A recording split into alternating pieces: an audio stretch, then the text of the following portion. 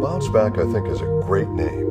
Bounce back. The whole idea with a product is you've overexerted yourself in some fashion. You've strained the muscles doing whatever. Not necessarily being an athlete, although it's great for athletes, but anybody who's more active than they typically are. Now they've got that delayed onset muscle soreness that occurs, or DOMS as it's called.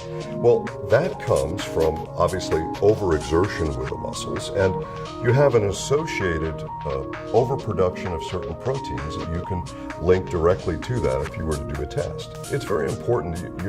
Whenever you have inflammation going on in the body, you also have an increase in oxidative stress. So the first thing again is we go back to our plant sterols and our proteolytic enzymes. Those are the key factors for that. Probably the most important component in BounceBack is the proteolytic enzyme. Essentially, a proteolytic enzyme is an enzyme that digests proteins. And without getting into all the medical side of this, there are certain proteins which increase when you have muscle soreness and associated inflammation with muscle soreness.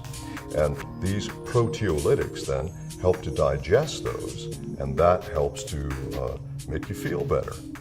So it's really important that they follow this instruction. It says to take the product 45 minutes before or 2 hours after food. If you've got protein in your stomach, these proteolytics will digest the protein. They'll never get systemic. They'll never get into your system to help you with those proteins that have to be digested systemically. You don't have to be an athlete. You simply have to be a person who's done some sort of muscle exertion which relates to inflammatory factors that you can assist. But when your body's really under a lot of stress, your oxidative stress levels tend to go up as well. So it's pretty important to add some antioxidant.